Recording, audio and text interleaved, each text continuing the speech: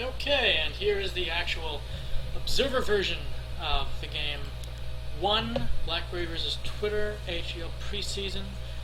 I wasn't able to observe this during the game because, as you can see, I'm a little busy playing.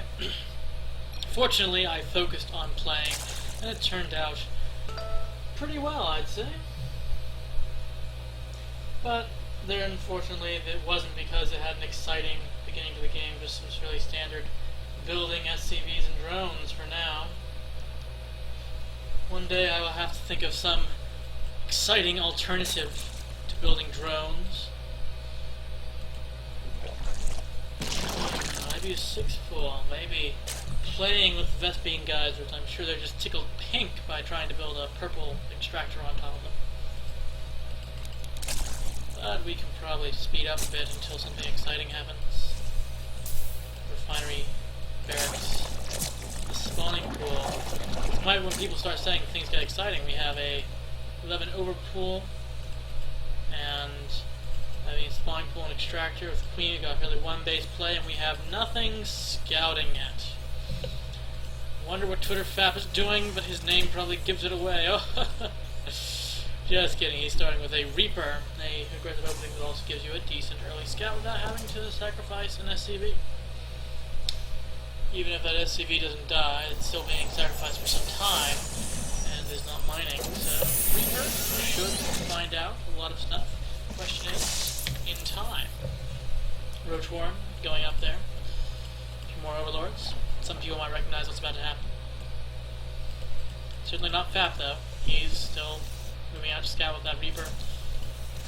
Reactor. Second command center, he's just ready to play a fairly standard game, and depends on what his Reaper sees. Or, as the case may be, doesn't see. It's the first time that he starts getting confused. And then have the Queen here. Does he see? Yes, he spots the Roach Warren. Add-on Doesn't complete. spawn the spawning pool, but I think he can guess.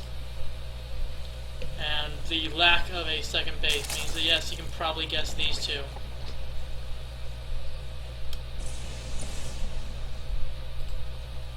Ah, 7 of them. It's a very well named build. Wait, no, I've got 8. I've screwed up. Oh well. You can see now that he's going to be a little more defensive. And you have that factory, the bunker.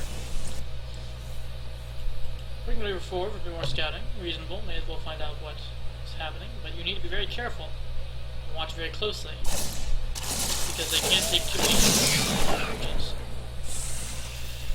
With that armor, they don't do that much damage either. Still, bunker, well positioned against Baneling Rush. Factory with Tech Lab, while you're preparing a siege tank against the inevitable roaches, but they're just too fast. Often I see players try and get Widow Mines out because they can either use the reactor or they don't need the Tech Lab. You have a chance of getting something out by the time it hits. Unfortunately, the Widow Mine just isn't quite effective. And neither are two SCVs. This is a break, lots of containment. Still bringing everything in there. All of the SCVs ain't no way to have the roaches to beat that. But it is an expensive battle.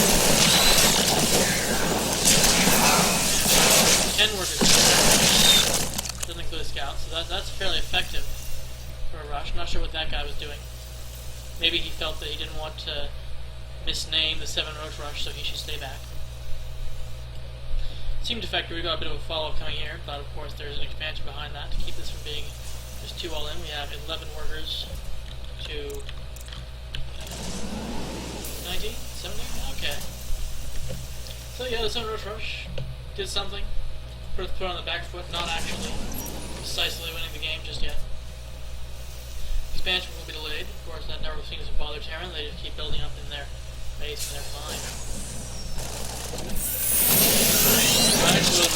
One problem with the bunkers being placed so far away that the Baneling can't get them is the roaches have a bit of range. Still, a single roach not going to be a threat.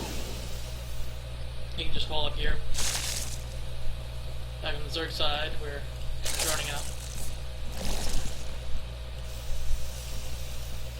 perfectly content for Terran to keep this defensive position for a while. Already he's oversaturated on minerals. Mind you, the mules ignore that, so this is actually quite effective mineral income for now.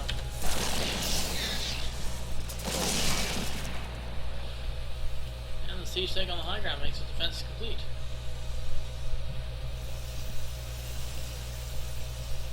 So yeah, it's now fairly even, equalized, early game shenanigans going off, getting up some tech for the Zerg player too.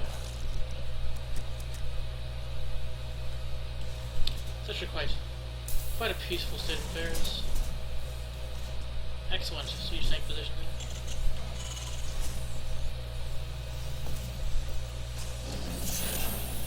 The tech lab, so we're seeing some banshees all the way through. Probably try and deal some economic damage back.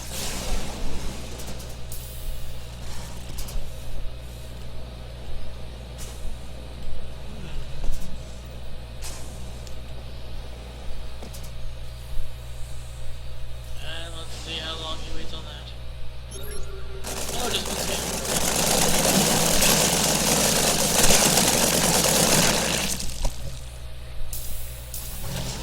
And there go all the roaches. I got a very good defensive position. He's got his second base. He can start transferring some of these oversaturated workers over. And of course there's a second base fully saturated for Zerg as well. White time started moving towards the third. Interesting with these changes, the shake-up of the roaches means that the Zerg is ahead on upgrades this time. You don't see that very often.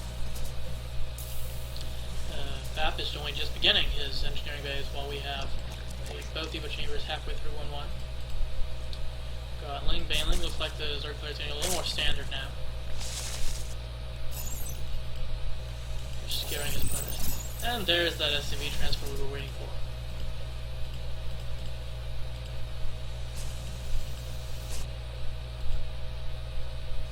There's scouting going on here.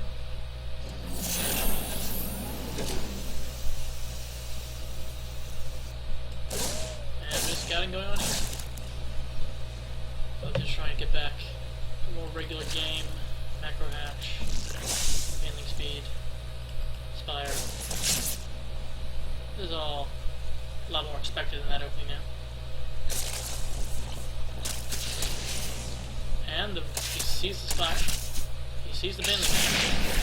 He should have all the information he needs. There still has an overlord there if they want to do their own scouting, but so far, got a Baneling landmines. Yeah, I ended up liking to place the Baneling landmines here because since it's popular now, the Terrans always scan when they're about to head up the Ravager base. So that's an obvious place for Baneling landmine. But they're a little less ready to scan on their own side when they just start moving out. So, advanced scouting and extra Baneling landmines doesn't always work, but that's ended up being my preference. These banshees here ready to try and do some damage. No cloak though. Just light pansy harassment, then switching over to the medevac production. Terran always wants.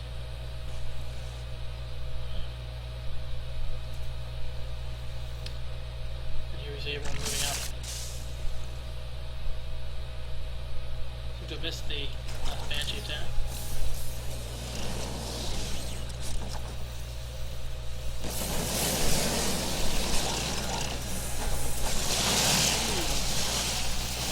In the positioning. No, he scouted fire. Two siege tanks, now the Marines are trying to stop this.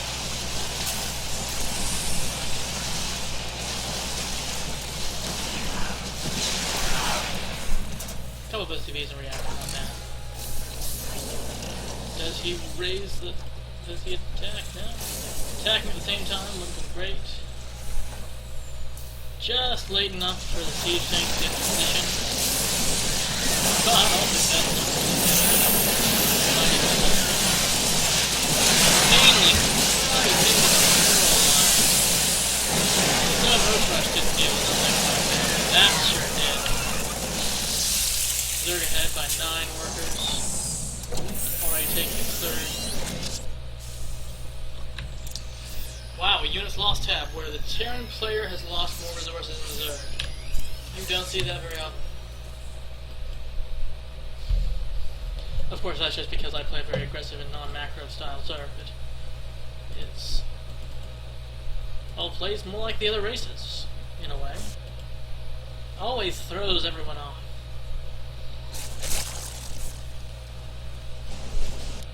Drop time.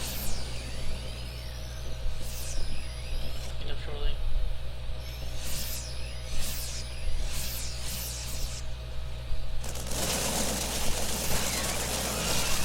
Probably should have used the Halo.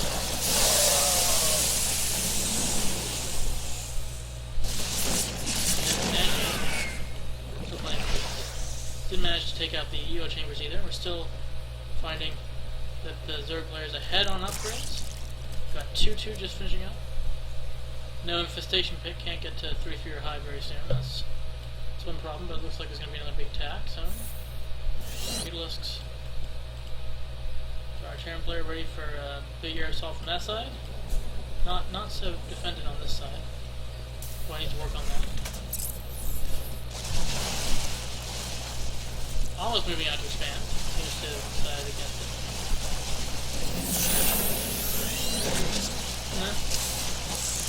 Good micro, maybe that army could have. Having siege tanks on the high ground here would definitely help. Maybe he doesn't want to go with this house first, in there.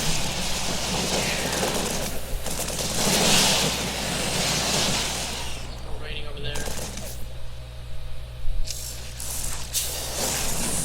39 temporarily. Not sure what the Terran's going to do now. Yes, I have forgotten my own game very quickly. Unfortunately, because I have my troops here, the scan shows off all of my brown banelings. Except these two. And he's on a gift. Not a great gate.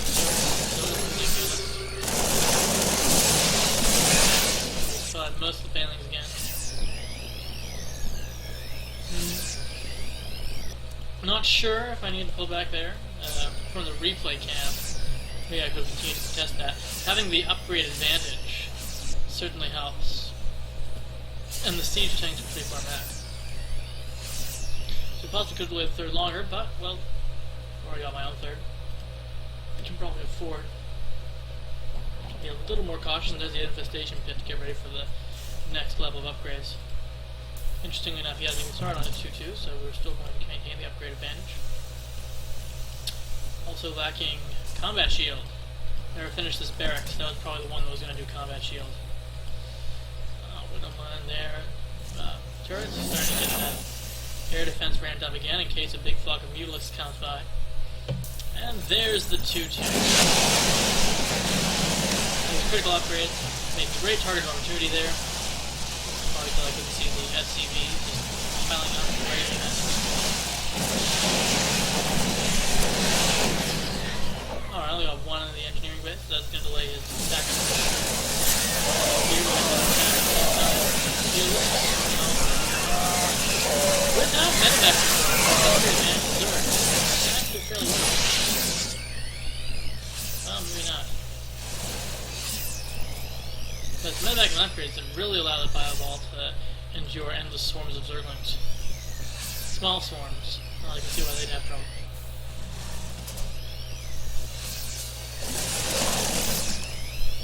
Not taking the bait.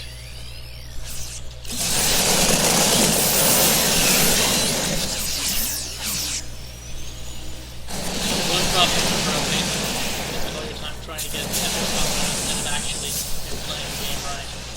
But now that the Mutalisks have arrived, they can start doing some actual rafting.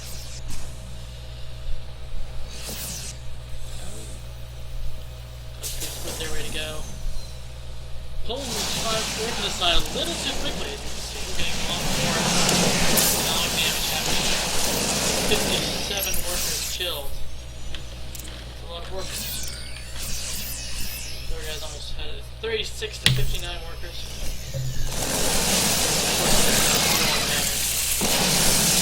Well, speaking of worker kills, the undefended base appeared to have PCVs. 15 60 workers left? Can we wait? 66? Bit too late. And then he moves right on top of it. Only. Next time we're gonna have 4 banelings and detonate 2 of them so he thinks, oh, that's safe now. Yeah, that might not work. I think no, it doesn't seem to have very many medevacs. They're not healing all their stims, the energy is very drained, this starport is low. Extreme lack of minerals, possibly from rebuilding all those SCVs, mining out his main and almost his natural already. And then we've got this extreme lack of scouting where we kind of miss each other. He didn't even finish off that drone. But it's hard to say, who do you not base train? Butling or the Terran with their floating buildings? It can be a tough decision when you've got these armies spread over here. There's one base down. Oh, and there was a defensive system here. But there's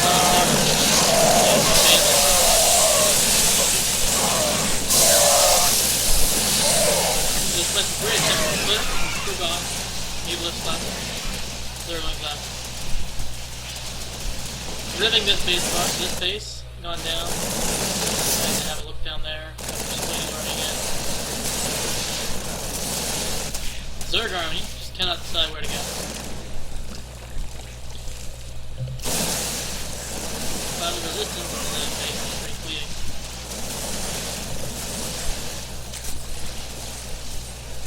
Ah, that's what the Zerg army wants to go. Zerglings rush in, the mainlings head back, and now there's the Terran trying to win it on a base trade. There's the orbital command that's going to stay alive. And that is a terrible place for him to be. Now the ultimate can't get through, it means really get ready. But it is a lot of mainlings, and that is useful. So that should be enough. The ballistic now for advantage, obviously. They're not doing anything against that unless they try and kite, and that's the end. Both that base destroyed and the main base here alive. Not that much that Fab can do but resign. Pretty well played game, both sides. Bit of unexpected economic damage there. The number of workers killed in this game. I mean, this includes repping up the attempted base trade, but it was still like 60 workers killed before that. Big economic gain, but despite that, we didn't even get 4 bases. Very cutthroat.